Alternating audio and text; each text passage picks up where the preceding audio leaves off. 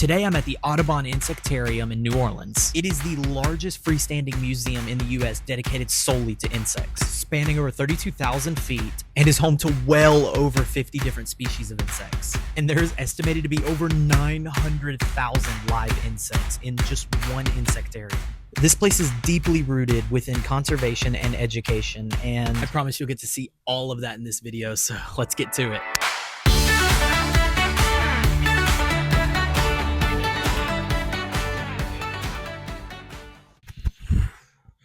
We got a lot to catch up on. So before I let you guys get into this video, I wanted to jump in and clarify a couple things.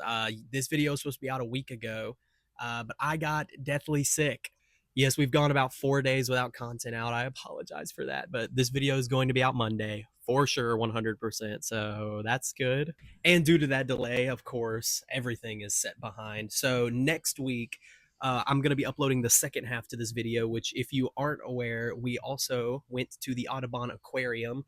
Did not go to the Audubon Zoo. We'll save that for another day, but had the privilege to go to both the Insectarium and the aquarium. Me getting sick actually ended up being perfect timing because we are getting our first wave of rescues in next week. Yeah, first wave of rescues. This is so exciting because this is our first step as a sanctuary to like officially, save some lives. I'm not going to spoil what it is. You'll have to wait for that video to come out. But since I have the aquarium video backed up as well, I can make sure you guys have content, and I can make sure I can properly get these rescues set up so there's no concerns or anything. Make sure I get their vet visits and everything done and not have to worry about getting a video out. So it's perfect timing in general. So if you are not subscribed or followed or have your notifications on, do it. Can't stress it enough. It's not a video you're going to want to miss, and it's the next huge step in our journey. Anyways, I've yapped enough. Let's get to the video.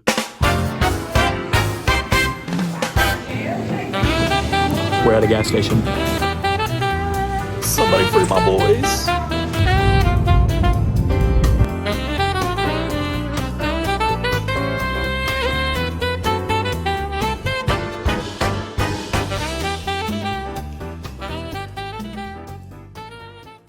What's up, YouTube? Of course, the first thing we did is stop and have lunch, and of course I had gains. Immediately after that, we began our walk and got into some shenanigans. Where the fish at, cuz? Anyways, after checking out what I certainly thought was the aquarium, we found the actual building. And when you enter this place, you are entering a jungle. Like, these are all live plants. None of those are fake plants. And I didn't know at the time, but that area up top is actually the butterfly garden. Excited for the butterfly. Me too, Shelby. Me too. As soon as you exit the elevator, you're met with this massive palometa fish exhibit. These fish are so incredibly rare because they require the most specific conditions ever. Like, they have to be in these huge, narrow tanks, and it's really hard for a lot of places to replicate that. But as you can see, these guys are absolutely thriving.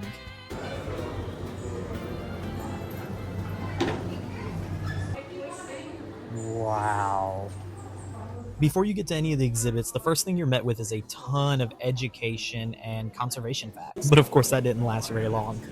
Oh, look at it. The first exhibit you're met with is these flower chafer and sun beetles, and they are incredible. I mean, the colors just pop so much on these guys. And turns out both of these guys have elytra, like from Minecraft. And I mean, every time you thought there was not going to be another educational display, there was another. I mean, they are everywhere. They have these insect pens and jars where you can see, species. They're not live, of course, but you get to see them in their full-fledged form. I mean, the education factor of this place was so incredible. Wow, I mean, look at this, like, pollinator enclosure. Like, there's just bees everywhere. Like, where else do you get to see bees in their entire colony and hive right directly under a full-fledged pollinator exhibit? It's crazy. Are they supposed to be leaf cutter ants?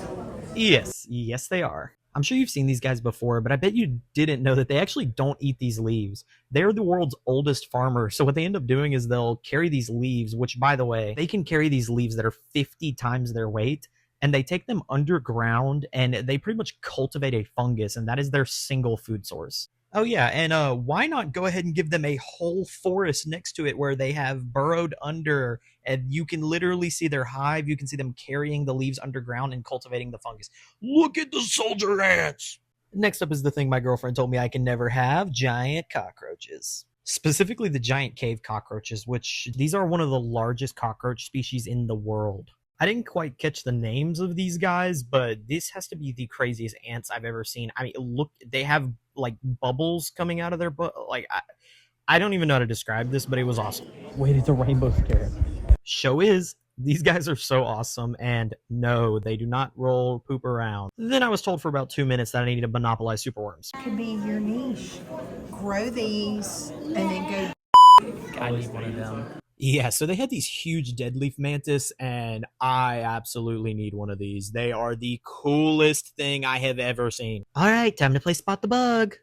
Do you see them? Yeah, it's just every leaf in this enclosure. They're all alive. This is one of the insects you hear about. Like, everybody's heard of leaf bugs, but like they get huge and their camouflage works. Yeah, so then I saw these guys just chilling on cactus, and their name is literally longhorn cactus beetles. This is their whole shtick. Like, this is it. I don't know. They seem kind of nonchalant, and I really rocked with them, so I wouldn't mind these guys. And of course, as soon as I thought I was done with the Insectarium, it just doubled. Hercules. Yeah, imagine one of the largest beetles in the world like this guy flying Mach 9 right at you. No, I'm not kidding. They can fly. Yeah, and then there were a bunch of these golden-eyed walk stick bugs just kind of chilling on the roof. I did not understand what they were doing, nor do I really want to know. Now, this was way up my alley, the red-spotted assassin bugs. These guys are venomous and from West Africa. So then I rolled up on this rhinoceros beetle who was just chud-maxing under this stick, and I didn't know this originally, but these guys can lift up to 850 times their body weight, so I made sure to leave him alone. I love blue death feigning beetles. This is a dream species of mine, by the way. Why is they sniffing each other's butts? That's what they do, bro. That's me. Anyways, after seeing some more incredible nature replicas and pinboards, I turned the corner and read a sign that I'd never really heard of before. Does that say bird-eating tarantula? Oh my god. Look at how huge. Oh my god. It's literally the size of your hand. Oh yeah, just casually the world's largest tarantula. Hi, my name is Spicy. Look for me in my cave and I get 1 cricket a week. Yeah, we're gonna leave Spicy in there because she might eat me. And of course, right after the tarantula, they had to follow up with a giant scorpion. I would love to have these guys as ambassadors because they actually give us great lessons on animal parenting, as when they have their young, they carry them on their backs. And continuing on in our predatory zone, we have centipedes. I'm really fascinated by these guys as I love millipedes, but for me, it's just the fact that they're venomous and they're so like uncontrollable and they move so erratically. They kind of spook me out. We have these at home. Babies! Forget everything I said about the centipedes. Anything with this many legs is awesome, and I love them to death. Look at him burrowing. He's so cute. Emma, what that is? That's a crayfish. Crawfish. I was not expecting to see crustaceans here, and their enclosure was absolutely beautiful, and you could tell they were thriving because of this massive guy in the back. And you might not have known that these guys are actually so disproportionately bred. I mean, we breed about 150 to 200 million of these guys a year just to be consumed by humans. It's kind of crazy. And then straight to such an unfortunate reality. These little apple snails, which I guess they're not so little, cause about $55 to $248 billion in agricultural damages a year just because of how invasive they are. Really unfortunate, but these guys are bad news. And after way too long at staring at this shiny African stag beetle, I'm convinced it's AI because I did not see it move. And you can't have an insectarium without the Madagascar hissing cockroaches. They actually make their infamous hissing noise by pushing air through tiny breathing holes in their abdomen called spiracles, and it's just like snakes. For sure, in my top 3 insects of this whole building was this thorny devil, and it shared an enclosure with these nymphs, and oh my god, they're so cool. I'm a massive fan of stick bugs and mantids and those kinds of things. I just think they're the coolest insects ever, and they have so much personality. So getting to see all these different species so close to each other from different walks of the world, it's incredible. There's so many insects. Help. Yeah, so then there was this absolute wall of insects, and I'm just going to kind of speed run through this because there's so many that I don't even have the time to go over. So there were all sorts of different beetle species and different things. And I think one of the coolest facts, like I mentioned earlier, is there's over 900,000 living specimens in this whole building. That is such an unfathomable number to think about, and I can't even imagine what their day-to-day care requirements look like. And like you can see in this fruit fly enclosure, every single enclosure is custom built to what the animal loves. Even though they're just insects and they're, are some of our smallest walks of life, each one got such a personable care given to it. And I could tell you the employees truly were passionate about everything.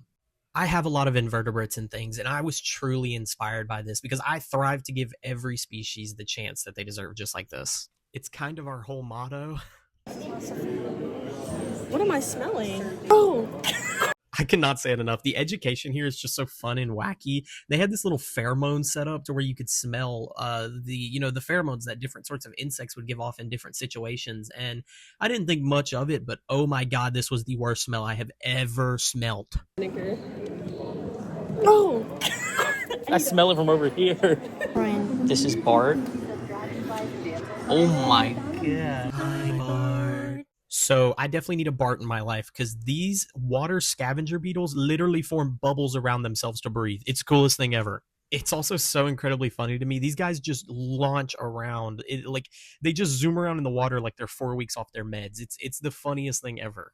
And as soon as I thought it couldn't get any better, we ran into diving beetles. I did not know beetles could even go in the water until I found these exhibits, but these guys especially might have been my favorite insect. What is he doing? Wingless females in the I mean, they're just like more fun, active turtles. And rest in peace to the stick bug. This guy was out cold. I have a pin on my back since I ate a bug.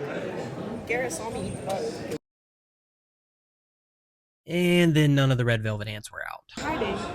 There was also some sort of like blacklight beetle display thing over here. I have no clue what this was for, what it was doing, but it was cool, and the beetles were huge, so can't complain. This place is also apparently famous for its bug-eating cafe where you can go eat insects, but I somehow missed that. So if we get 100 likes on this video, I'm gonna go straight back and eat the entire menu.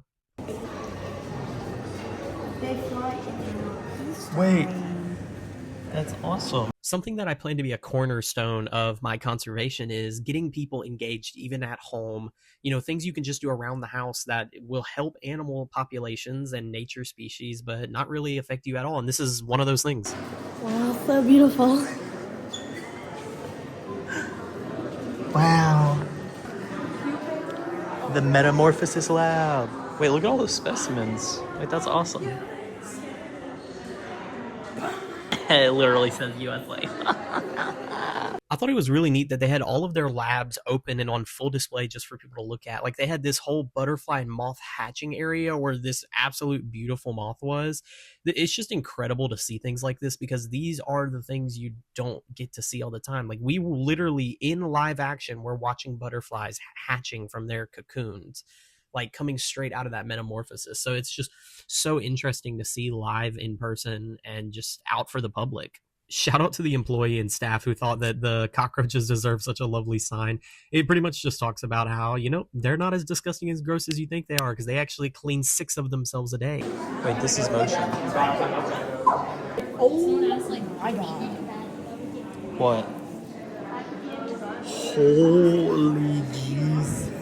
Oh my God, this giant Malaysian katydid was absolutely posted up like a king in here. I mean, this guy not only had a massive enclosure, him himself was massive. He had a whole kebab and like lettuce plant. Like this guy was absolutely living the life in here, and this enclosure was beautiful. But man, what an insect. It's just massive.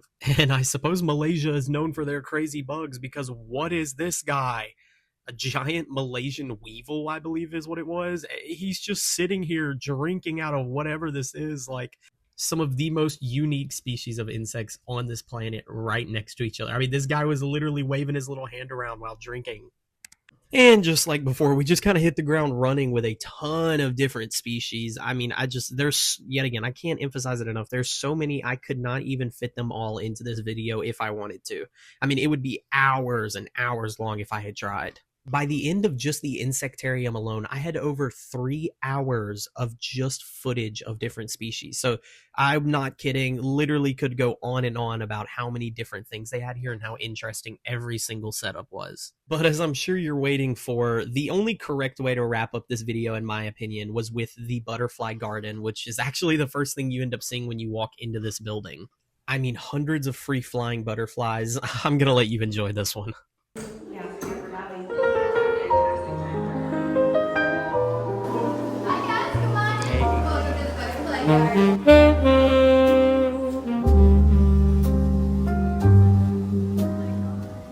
This is crazy.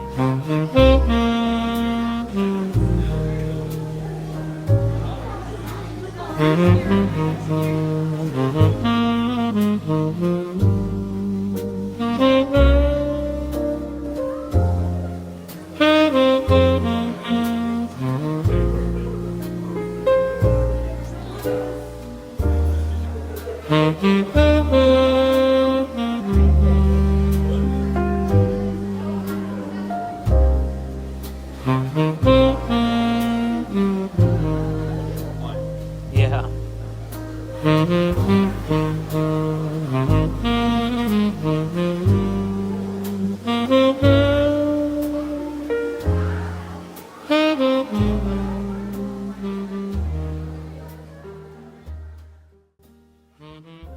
And yeah, so that's the Insectarium. I know it was a lot of information, a lot of exhibits back to back, but that is what the real experience is like. I hope you guys enjoyed that video, and please comment below what your favorite insect was of the whole video, the whole Insectarium. Tell me what your favorite one is. I'd love to see what wacky, weird things you guys found interesting. I know bugs aren't everybody's favorite thing, but they're so important to our world, and we couldn't operate without them, so I love going to places that give every species their chance. If you've already forgotten since the beginning of the video, don't forget next week, aquarium, and then either that week or the next week, rescue video. So follow, subscribe so we can keep doing what we're doing here. We're trying to build the world's largest, most accredited conservation with you guys, involving the people. So big dreams, a long way to go, and join us on the journey. You won't want to miss it. But again, sorry for the delay, and I'll see you next time you board the Ark. Bye-bye.